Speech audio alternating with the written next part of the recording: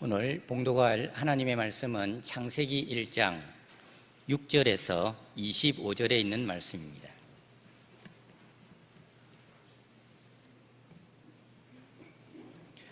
하나님의 말씀입니다. 하나님이 이르시되 물 가운데에 궁창이 있어 물과 물로 나뉘라 하시고, 하나님이 궁창을 만드사 궁창 아래의 물과 궁창 위의 물로 나뉘게 하시니 그대로 되니라. 하나님이 궁창을 하늘이라 부르시니라. 저녁이 되고 아침이 되니 이는 둘째 날이니라. 하나님이 이르시되 천하의 물이 한 곳으로 모이고 묻이 드러나라 하시니 그대로 되니라. 하나님이 묻을 땅이라 부르시고 모인 물을 바다라 부르시니 하나님이 보시기에 좋았더라. 하나님이 이르시되 땅은 풀과 씨 맺는 채소와 각기 종류대로 씨 가진 열매 맺는 나무를 내라 하시니 그대로 되어 땅이 풀과 각기 종류대로 씨 맺는 채소와 각기 종류대로 씨 가진 열매 맺는 나무를 내니 하나님이 보시기에 좋았더라. 저녁이 되고 아침이 되니 이는 셋째 날이니라. 하나님이 이르시되 하늘의 궁창에 광명체들이 있어 낮과 밤을 나뉘게 하고 그것들로 징조와 계절과 날과 해를 이루게 하라. 또 광명체들이 하늘의 궁창에 있어 땅을 비추라 하시니 그대로 되니라.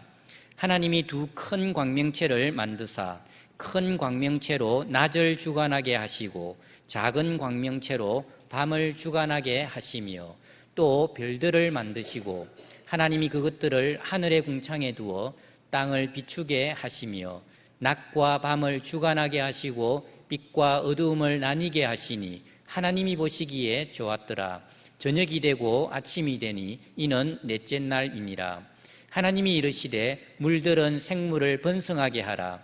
땅 위 하늘의 궁창에는 새가 나르라 하시고, 하나님이 큰 바다 짐승들과 물에서 번성하여 움직이는 모든 생물을 그 종류대로, 날개 있는 모든 새를 그 종류대로 창조하시니 하나님이 보시기에 좋았더라. 하나님이 그들에게 복을 주시며 이르시되 생육하고 번성하여 여러 바닷물에 충만하라. 새들도 땅에 번성하라 하시니라. 저녁이 되고 아침이 되니 이는 다섯째 날이니라. 하나님이 이르시되 땅은 생물을 그 종류대로 내되 가축과 기는 것과 땅의 짐승을 종류대로 내라 하시니 그대로 되니라. 하나님이 땅의 짐승을 그 종류대로, 가축을 그 종류대로, 땅에 기는 모든 것을 그 종류대로 만드시니 하나님이 보시기에 좋았더라. 아멘. 할렐루야.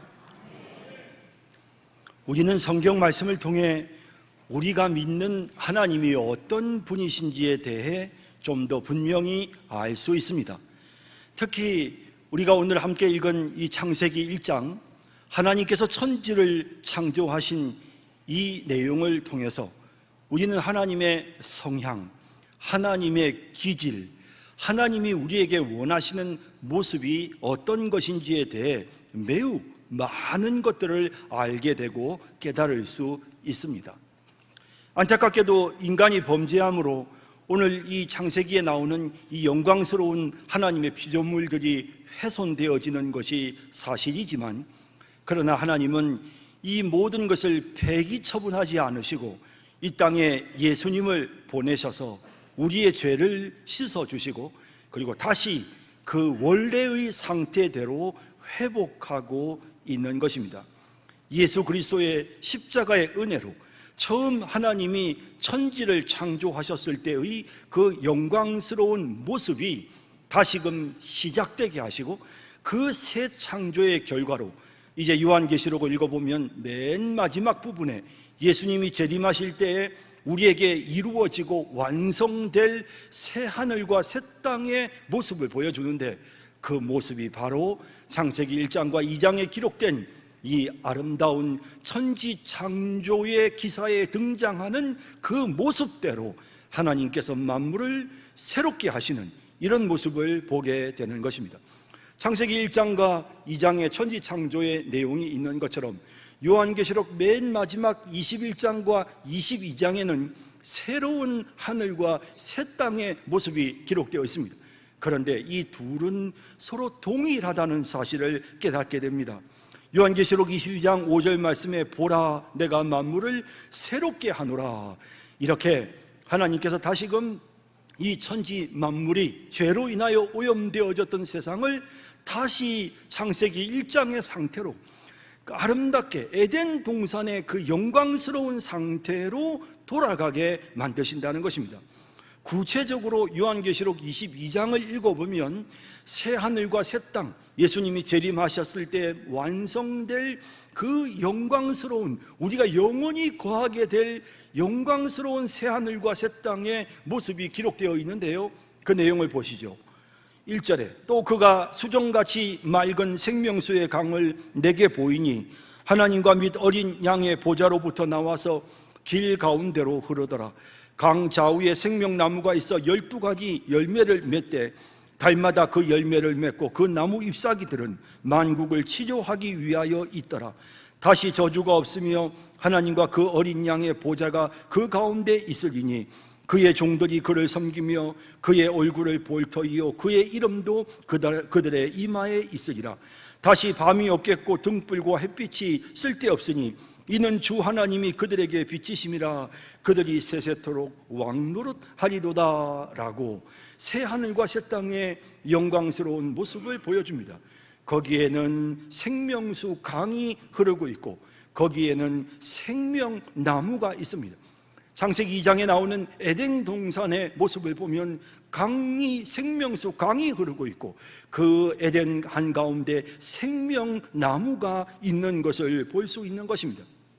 이사야 선지자도 이제 예수님이 이 땅에 오심으로 이루어지게 되는, 완성되어지는 새 하늘과 새 땅의 모습을 묘사하고 있는데요, 그 모습을 자세히 보면 그것이 창세기 1장에 나온 정말 하나님이 태초에 천지를 창조하셨을 때의 모습과 동일하다는 것을 깨닫게 됩니다.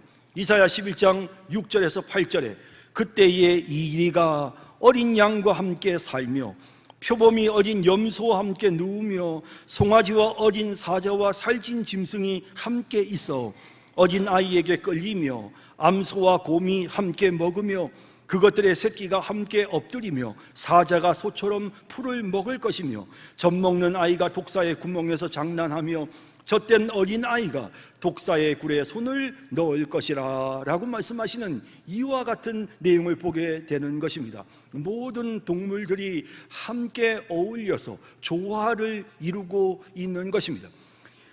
동물들이 육식을 시작한 것은 창세기 9장 이후로부터입니다. 그 전까지 하나님께서 처음 천지를 창조하실 때에는 모든 생물이 다 식물을 먹도록 그렇게 하나님이 만드셨습니다. 에덴동 이 영광스러운 새 하늘과 새 땅의 모습, 이사야서에 나오는 내용을 보면 그 내용이 창세기 1장과 2장에 있는 것처럼 모든 동물들이 식물을 먹고 그리고 서로 조화를 이루고 공격하지 않고 평화를 누리는 그런 영광스러운 모습을 보게 되는 것입니다. 어떻습니까, 여러분? 우리는 이와 같은 내용을 통해서 하나님께서 천지를 창조하셨고 인간이 범죄함으로 타락함으로 인하여 그 창조된 만물이 더럽혀졌으나 예수님을 이 땅에 보내심으로 이제 다시금 이 만물이 새로워져서 최종적으로 예수님이 재림하실 때 새 하늘과 새 땅의 모습은 천지 창조에 기록되어져 있었는 이 창세기 1장과 2장에 나오는 이 에덴 동산의 영광스러운 모습으로 회복되어진다는 사실을 분명하게 깨닫게 되는 것입니다.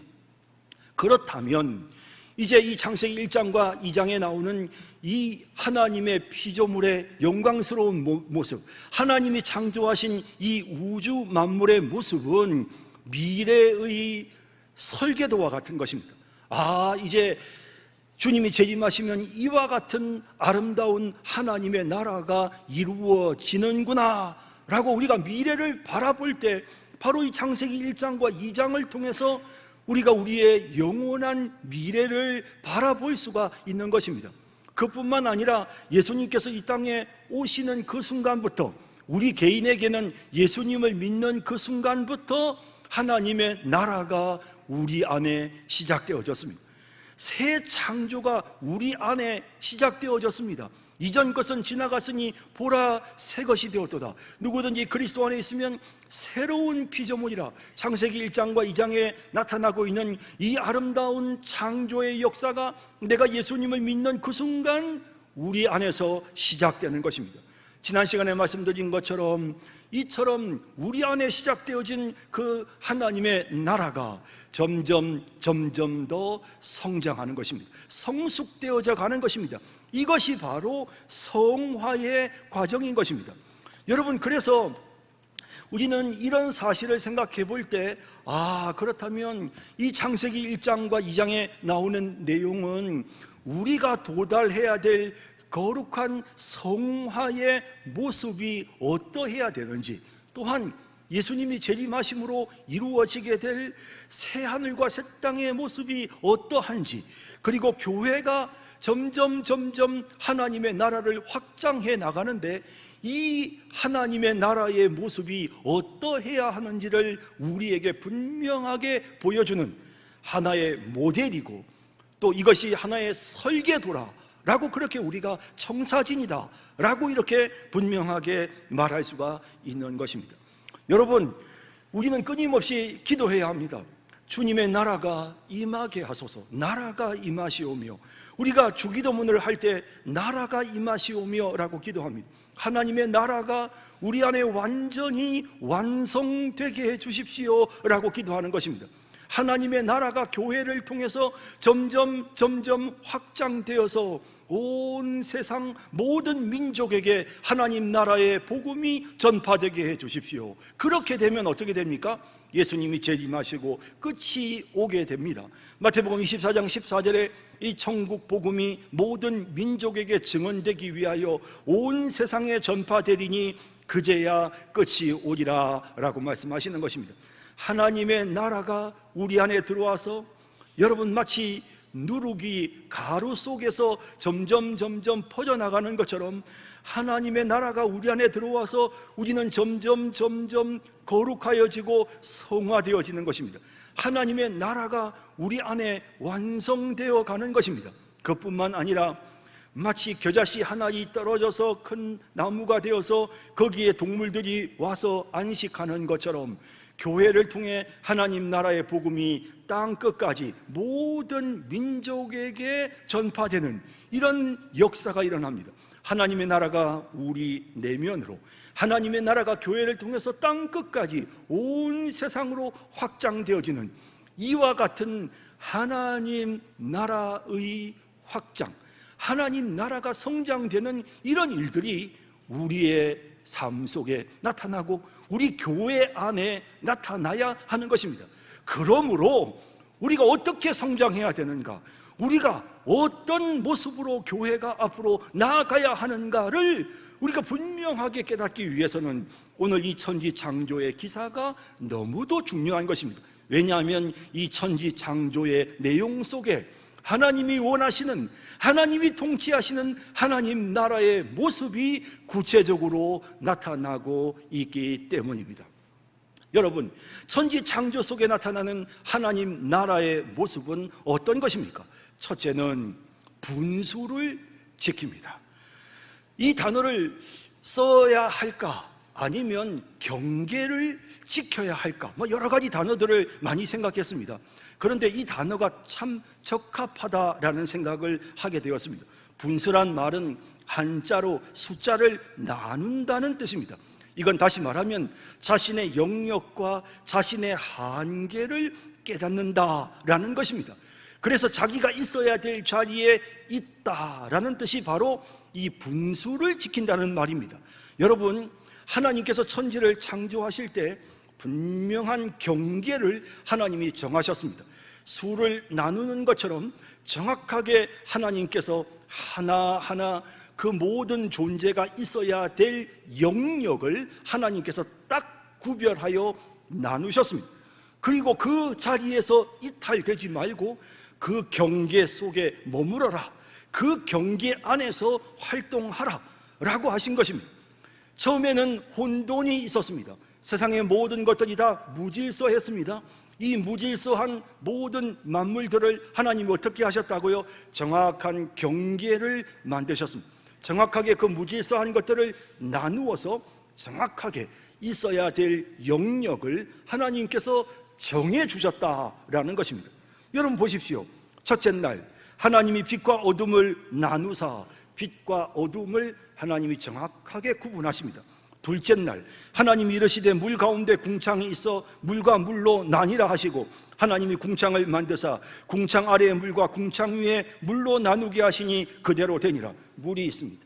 그 물을 둘로 쫙 나누니 안에 공간이 생겼습니다. 이 공간이 바로 대기권입니다. 하늘이라고 불리워지는 대기권입니다. 쫙 나누었습니다. 대기권 위에 물이 있습니다. 그리고 대기권 아래에 물이 있습니다. 그 다음에 또 어떻게 합니까? 이 대기권 아래에 있는 물을 또 쫙 나누십니다. 9절에 보면 셋째 날 하나님이 이르시되 천하의 물이 한 곳으로 모이고 묻히 드러나라 하시니 그대로 되니라. 이렇게 해서 이 대기권 아래에 있는 물 속에서 땅이 솟아나게 하신 것입니다. 그래서 물 속에 감추어져 있었던 땅이 이제 바깥으로 돌출하여 나타나게 되어짐으로써 땅과 바다의 경계가 정확하게 정해지는 이런 창조의 과정을 보게 됩니다. 그것뿐만 아닙니다. 하늘에서도 그런 일들이 일어납니다. 14절에 보면 하나님이 이르시되 하늘의 궁창에 광명체들이 있어 낮과 밤을 나누게 하고 낮과 밤을 나누셨습니다. 그렇게 하여서 영역을 한계를 딱 정하는 이런 부분들을 우리가 보게 되는 것입니다.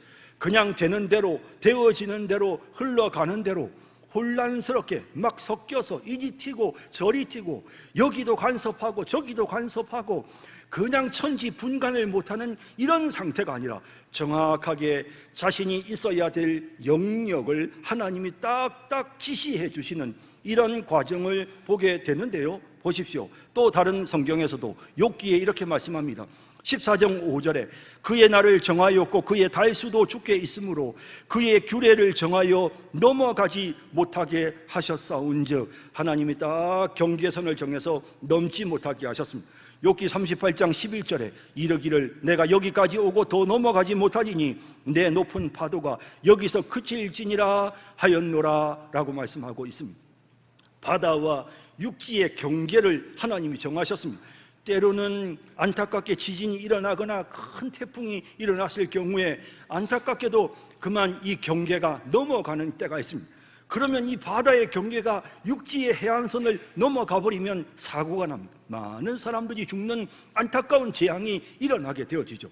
하나님께서 딱 해안선을 규정하시고 그 해안선이 영원히 다 무너지지 않도록 그 경계의 선을 넘지 못하도록 물이 이제 이 땅을 침해하지 못하도록 공간이 바닷속으로 침해에 들어가지 못하도록 그렇게 하나님께서 모든 영역을 정확하게 이렇게 구분하여 놓으시는 그런 모습을 봅니다. 그러면서 그 각각의 그 영역에 대하여 하나님이 명칭을 이름을 지어주시는데요. 8절에 하나님이 궁창을 하늘이라 부르셨다. 10절에 하나님이 묻을 땅이라고 부르시고 모인 물을 바다라 부르시니라고 하십니다. 이름을 지어주시는 순간 그 존재는 그냥 우연히 흘러가는 존재가 아니라 명확한 목적이 있는 존재가 되는 것입니다. 하나님은 한계를 정하시고 그 한계에 주어져 있는 그 피조물들의 영역을 하나님이 명칭을 부여하시는 것입니다. 이 모든 것에 명칭을 부여해서 자신의 존재의 목적이 무엇이며 그들이 어디에 거해야 하고 어느 선을 지켜야 하는지를 하나님이 분명하게 지정해 주셨습니다. 이것을 우리는 질서라고 말합니다. 사람이 질서를 지켜야 합니다. 여러분, 이 무질서한 이 혼란의 세상을 하나님의 천지 창조를 통해서 하나님이 질서 있게 만드시는데 그 질서라고 하는 것이 뭐냐? 자기가 있어야 될 자리에 그대로 머물러 있게 하시는 것. 이것이 바로 하나님께서 천지를 창조하셨을 때의 영광스러운 하나님 나라의 모습입니다. 사탄은 어떻습니까? 정반대로 행동합니다. 사람에게 선동을 해서 너희가 이 선악과를 먹으면 하나님처럼 될 수 있다, 하나님과 같이 된다, 선을 넘도록 자극하는 것입니다. 자신의 분수를 넘도록 자극하는 것, 그게 사탄이 하는 것입니다. 여러분, 우리는 항상 우리 자신에 대해서 깊이 생각해야 합니다. 내 분수가 어디까지인가? 내가 지켜야 될 내 선이 어디까지인가? 이것을 우리가 잘 지킬 수 있어야 됩니다. 안타깝게도 사람들이 선을 넘는 사람들이 있습니다. 선을 넘어버리면 다른 사람들을 불쾌하게 합니다. 선을 넘으면 질서가 무너집니다. 선을 넘는 것은 그건 교만입니다. 선을 너무 멀어서 조직을 혼란스럽게 만들어 버리는 것입니다. 자기가 서야 될 자리에 딱 서서 분수를 지켜야 되는 것입니다. 본분을 지켜야 되는 것입니다. 자신의 역할에 충실해야 되는 것입니다. 여러분, 이것이 바로 하나님께서 천지를 창조하실 때에 만드신 그 아름다운 피조물 속에 나타나는 하나님 나라의 모습입니다. 여러분, 이제 우리는 이런 사실을 생각하면서 먼저 우리 내면 세계 속에 질서를 세워나가야 합니다. 우리 내면 속에 우리가 말해야 될 선을 분명하게 딱 지정해야 되고, 우리가 생각해야 될 선을 분명하게 지정해야 되고, 우리가 넘어야 될 선과 넘지 말아야 될 선을 분명하게 딱 준수해야 되는 것입니다. 자기가 해야 될 일들은 최선을 다해 하지 못하면서, 거기에 솔선수범하고 전적으로 헌신하여 책임을 다하지 못하면서 그저 다른 사람의 일에 간섭하고, 이 일에도 간섭, 저 일에도 간섭, 이와 같이 하는 것을 하나님이 기뻐하지 않으십니다. 자신의 선을 분명하게 지키고 분수를 지키는 것, 그것이 하나님 나라의 모습입니다. 우리 내면 속에 이루어져야 될 모습이고, 교회가 이와 같이 질서 있는 모습이 되어야 할 것이며, 그리고 새하늘과 새 땅이 이루어졌을 때 우리는 그런 세상 속에 거하게 될 것입니다. 두 번째로, 창조 속에 나타나는 하나님 나라의 모습은 다양한 종류가 조화를 이룹니다. 여러분, 하나님이 만물을, 피조물을 만드실 때에 오늘 본문에서 정말 자주 나오는 단어가 무엇입니까? 각기 종류대로, 각기 종류대로라는 내용이 계속해서 나오고 있는데요, 오늘 우리가 읽은 본문 속에 수없이 그 표현들이 반복해서 나왔습니다. 여러분, 풀들이, 씨 맺는 풀들이 각기 종류대로, 씨 맺는, 열매 맺는 과일들이 각기 종류대로 다 종류별로 만들어집니다. 바다의 물속에 있는 그 모든 물고기들이 각기 종류대로 만들어지고, 그리고 하늘에 나는 새들이, 공중을 나는 새들이 각기 종류대로 만들어집니다. 또한 육지에 있는, 이 땅에서 살고 있는 모든 짐승들, 모든 육축들이 다 각기 종류대로 만들어졌다고 성경에 분명하게 말씀하고 있는 것입니다. 종류라는 말은 무엇입니까? 일정한 특징을 따라서 구분이 되는 사물의 갈래를 우리가 종류라고 말합니다. 그러니까 이게 구분이 된다는 것입니다. 일정한 패턴이 있다는 것입니다. 이 피조물을 보면 이거는 고양이네, 야 이거는 개네, 뭐 좀 다르게 생겨도 이거는 개야. 개의 특징이 있잖아. 색깔이 서로 다르고, 뭐 이렇게 어떤 크기가, 키가 작고 크고, 하지만 개는 개의 특징이 다 나타납니다. 그래서 요거는 개다, 우리가 이렇게 이해를 할 수 있는, 이건 물고기다, 우리가 이해할 수 있는 것입니다. 이거는 파충류다, 이거는 악어다, 이거는 뱀이다. 조금 색깔이 좀 다르고 형태가 좀 달라 보일지 모르지만, 그러나 기본적인 특성이 딱 이렇게 있는 겁니다. 그 특성을 따라서 분류가 가능하도록 하나님께서 이 세상의 만물들을 만드셨습니다. 그냥 무작위로 되는 대로, 막 닥치는 대로 하나님께서 만드신 것이 아닙니다. 진짜 막 이 세상에 막 그냥 모든 게 다 다른, 그렇게 만드신 것이 아니라 일정한 부류를 따라서 하나님께서 각기 종류대로 만드셨다라는 것입니다. 여러분, 이 사실을 통해서 우리는 무엇을 깨닫게 됩니까?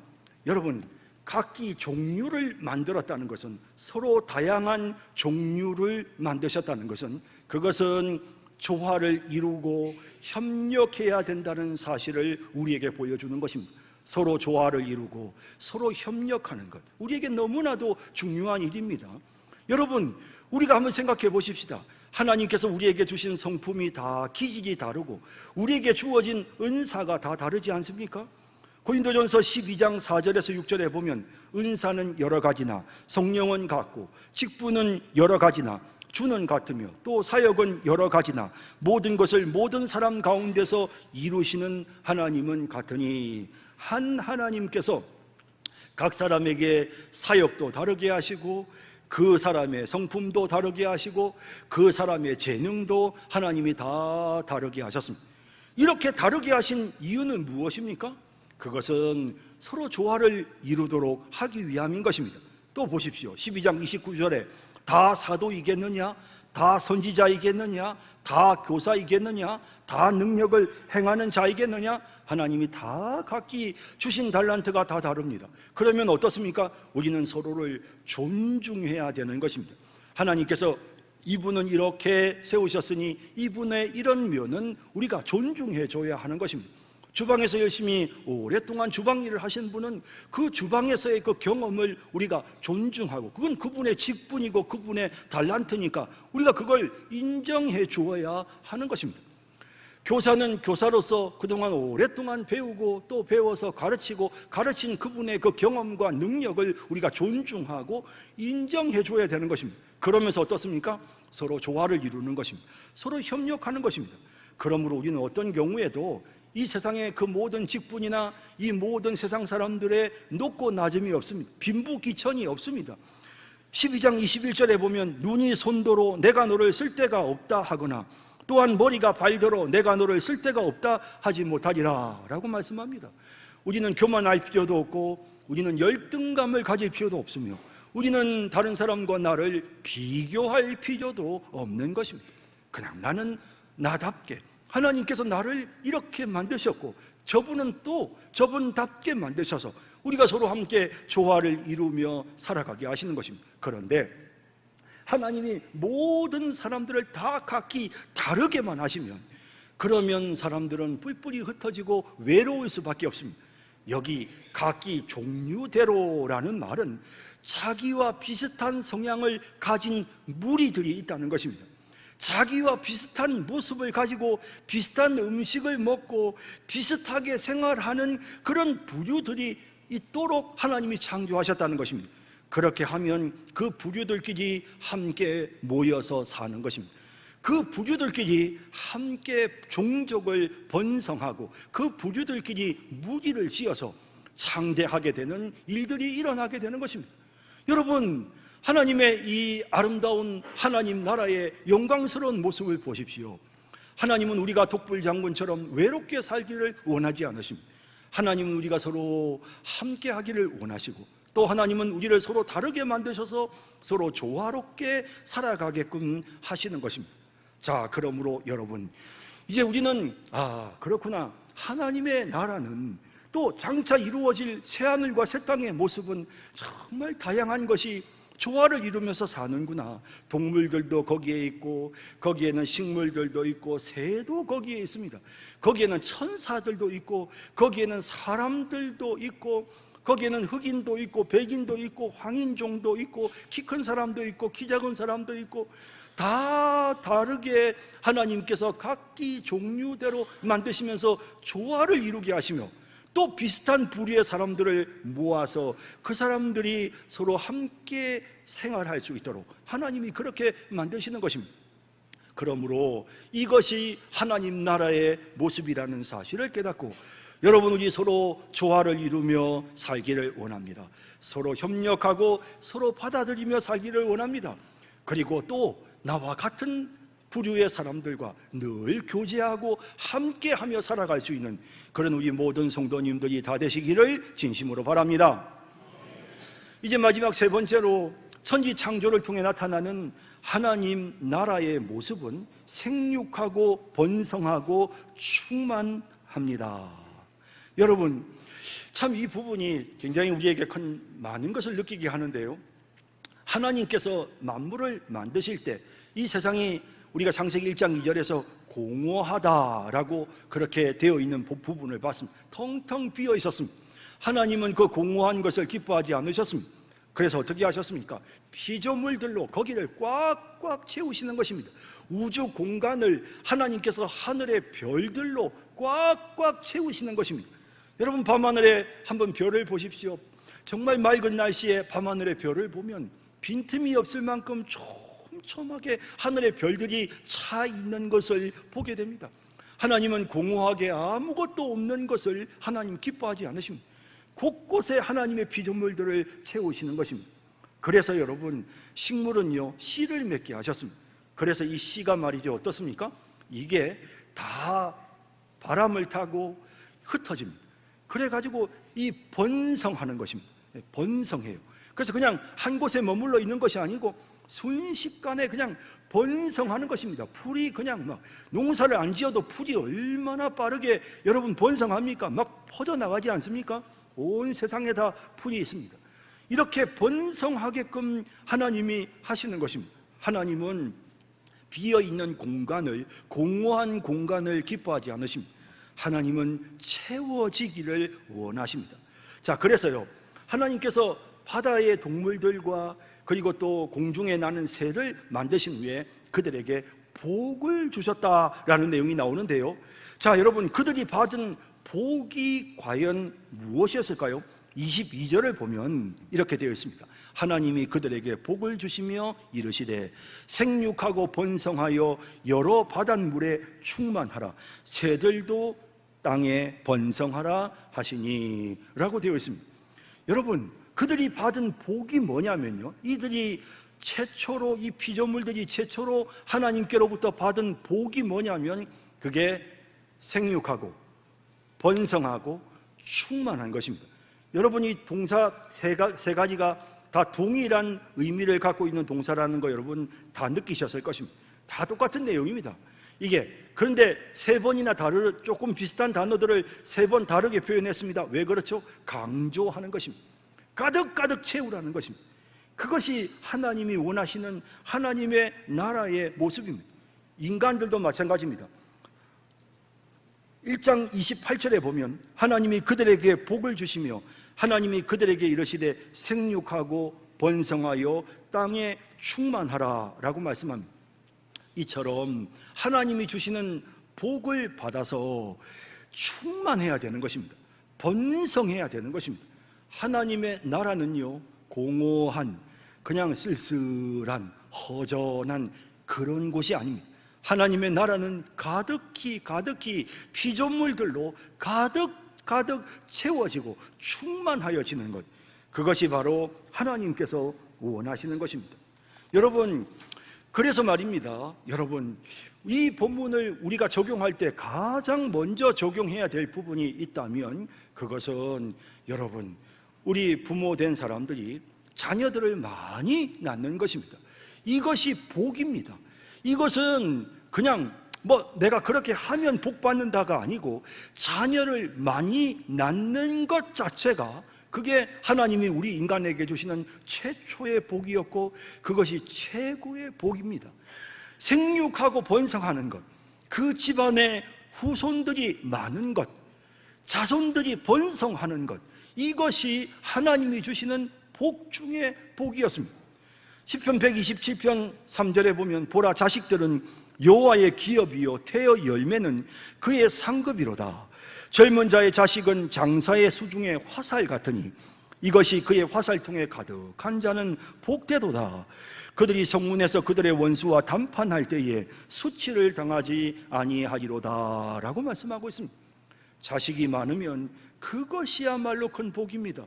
자식이 많으면 인생을 살아가는 동안 항상 당당할 수 있고요, 담대할 수 있는 것입니다. 얼마나 큰 복인지 모르는 것입니다. 그래서 자녀들을 많이 낳아야 합니다. 사실 저는 뭐 자녀를 하나밖에 안 낳아가지고 저는 죄인입니다. 그래서 제가 이런 이야기를 할 때마다 참 늘 부끄럽습니다. 젊었을 때는 이렇게 하는 게 잘하는 것이고 주의 일에 더욱 헌신할 수 있다라고 생각했는데, 그럴 때마다 어른들이 나이 들면 후회합니다 하시더라고요. 근데 정말 나이 드니까 진짜 후회합니다. 예, 다른 어떤 것보다도 후손들을 많이 낳는 것이 그게 복입니다. 우리가 이 땅에서 할 수 있는 최고의, 이 인간이 할 수 있는 최고의 일은 생명을 만드는 것입니다. 그 생명을 하나 만드는 사람보다 둘 만드는 사람은 더 복되고, 그 생명을 셋 만드는 사람은 더 복된 것입니다. 하나님의 그 창조의 사역을 인간이 받아서 감당하는 것입니다. 얼마나 영광스럽고 귀한 일입니까? 여러분, 그래서 정말 자녀들을 많이 낳아야 합니다. 우리 자녀들이 정말 우리 교회 안에서 더 번성하여질 수 있도록 우리가 정말 기도해야 됩니다. 하나님, 우리 후손들이 창대하게 하여 주시옵소서, 자식들을 많이 낳게 하여 주옵소서, 우리가 기도해야 되는 것입니다. 아이고, 요즘 같은 세상에 아이들을 낳으면 어떻게 키웁니까? 하나님이 키워주십니다. 하나님이 돌보시고 하나님이 다 키워주시고요, 그리고 정말로 이 자녀들을 내가 잘 낳았다, 내가 이 자녀를 안 낳았으면 어땠을까 하는 생각이 들 만큼 하나님은 자녀들을 통해서 우리에게 복을 주시는 것입니다. 그러므로 여러분, 자녀들을 많이 낳기를 바랍니다. 우리 젊은이들 정말 자녀들을 많이 낳기를 정말 진심으로 바랍니다. 우리 어른들이 모여서 항상 기도합시다. 우리 후손들 자녀 많이 낳도록 하나님 복을 주옵소서. 우리가 그렇게 기도해야 할 것입니다. 여러분, 교회도 마찬가지입니다. 하나님은 하나님의 백성들이 번성하기를 원합니다. 여러분, 우리가 물론 이제 나이가 들어서 이제 더 이상은 자녀를 낳을 수 없는 때가 됩니다. 그럴 때 우리가 해야 될 일은 영적인 자녀들을 많이 만드는 것입니다. 그렇게 해서 하나님의 교회가 점점 차고 넘치도록 생육하고 번성하고 충만하도록 만들어야 되는 것입니다. 여러분, 초대교회의 특징이 무엇이었습니까? 사도행전 2장 47절에 하나님을 찬미하며 또 온 백성에게 칭송을 받으니 주께서 구원받는 사람을 날마다 더하게 하시니라 라고 하십니다. 사도행전 5장 14절에 믿고 주께로 나오는 자가 더 많으니 남녀의 큰 무리더라 라고 하십니다. 성령이 역사하시면 영적인 부흥뿐만 아니라 수적인 양적인 부흥도 일어나게 되는 것입니다. 여러분, 우리 채워야 합니다. 우리 채웁시다. 여러분, 채워야 합니다. 여러분, 사람들을 채워야 합니다. 우리 집안이 많은 후손들로 채워져야 하고 우리 교회가 많은 다음 세대들로 채워져야 합니다. 그것이 하나님이 기뻐하시는 하나님 나라의 영광스러운 모습입니다. 가득히 충만하게 채워나가는 그런 삶이 될 수 있도록, 그런 우리의 인생, 그런 우리의 교회, 그런 우리의 후손이 될 수 있도록 그렇게 주님 앞에 나아가는 우리 모든 성도님들이 다 되시기를 진심으로 바랍니다. 이제 말씀을 맺겠습니다. 우리는 하나님께서 이 만물을 창조하시면서 하나님의 나라를 우리에게 보여주시는 이 창세기 1장의 모습을 통해서 아하, 그렇구나, 하나님께서 이렇게 정확하게 자기 분수를 지키게 하시고 자신의 선을, 자신의 영역을 명확하게 규정하시는구나, 그런 사실을 깨닫습니다. 그래, 우리는 함께 하면서도 또 서로 이해하고 용납하고 조화를 이루어야 하는구나. 그래, 우리는 정말 하나님의 나라를 확장해야 돼, 생육하고 번성하고 충만해야 돼 라는 사실을 우리가 이 본문에서 깨닫습니다. 그런데 말입니다, 한 가지 의문이 우리에게 생깁니다. 예수님은 이 원칙을 전혀 따르지 않으셨습니다. 여러분, 예수님은 하나님이신데 인간이 되셨습니다. 이거는 아닙니다. 선을 넘었습니다. 경계를 넘어왔습니다. 아니, 하나님이 왜 인간이 되십니까? 절대로 경계를 넘으면 안 됩니다. 그런데 이 질서를 깨고 경계를 넘어서 하나님이 인간이 되셨습니다. 왜 그러셨습니까? 우리를 위하여 대신 죽어주시기 위해서. 신으로 계시면 하나님은 죽으실 수가 없습니다. 인간의 모습을 입고 오셔야 우리를 위하여 대신 죽어주실 수가 있었습니다. 우리의 죄값을 치르실 수가 있었습니다. 그래서 하나님이신 그분이 인간의 모습을 입고 이 땅에 오셨습니다. 그뿐 아니라 우리 주님은 사람들과 다양하게 협력하고 조화를 이루면서 사시지 못했습니다. 여러분, 우리 주님은 사람들로부터 외면을 당하셨습니다. 사람들이 예수님을 무시했습니다. 싫어했습니다. 멸시했습니다. 예수님을 귀히 여기지 않았습니다. 그래서 예수님은 여우도 굴이 있고 공중에 새도 집이 있으되 인자는 머리 둘 곳이 없다라고 말씀하셨습니다. 그리고 예수님이 이 세상에 찾아왔지만 사람들이, 자기 백성이 예수님을 영접하지 않았습니다. 예수님은 조화를 이루지 못하셨습니다. 그것뿐만 아니었습니다. 예수님은 충만하지 못했습니다. 사람들이 많이 모인 것도 아니었습니다. 예수님을 따르는 제자들이 있었지만 결국에는 그 많은 무리들이 예수님을 버리고 떠났습니다. 또한 예수님의 제자들마저도 마지막 예수님이 십자가에 못 박히신 그날에 다 뿔뿔이 예수님을 버리고 떠나고 말았습니다. 예수님은 혼자서 고독하게, 정말 고독하게 영문 밖의 길을 홀로 걸어가셔야 했습니다. 더군다나 예수님은 하나님께로부터도 버림을 받으셨습니다. 철저히 소외된, 아무것도 없이 홀로 있으셔야 했던 그 쓸쓸한 순간을 우리 주님은 그대로 당하셨습니다. 아니, 왜 하나님의 나라의 그 모습과 이렇게 다르게 사셨습니까? 그것은 죄로 인하여 죽을 수밖에 없는 우리를 대신하여 하나님의 나라의 영광을 우리가 누릴 수 있도록 하기 위해 예수님이 그 고통을 당하신 것입니다. 그 아픔을 겪으신 것입니다. 선을 넘어 이 땅에 오셔서 인간이 되셨고 다양하게 조화를 이루며 협력해야 될 삶을 사셔야 될 하나님이심에도 불구하고 외롭고 고독한 삶을 사셨고 아무도 따르지 않는 그런 정말 고독한, 하나님께로부터도 버림을 받는 그 힘든 길을 예수님이 걸어가신 것입니다. 그리하여 이제 우리에게 하나님의 나라를 허락해 주셨습니다. 이제 우리에게 하나님의 나라를 누리게 하셨습니다. 예수님을 의지하면서 이 하나님의 나라를 누리며 사십시다. 여러분, 우리 내면의 질서를 만드십시다. 우리가 넘어야 될 선과 넘지 말아야 될 선을 분명히 우리의 마음에 잘 새기십시다. 우리 서로 조화를 이루십시다. 그리고 우리 정말 충만하게 되십시다. 우리 집안도, 우리 교회도 충만하게 되도록 우리 그렇게 함께 우리 주님의 십자가의 은혜를 의지하며 하나님의 나라를 완성하기 위해 애쓰는, 함께 노력하는 우리 모든 성도님들이 다 되시기를 주님의 이름으로 축원합니다. 기도하겠습니다.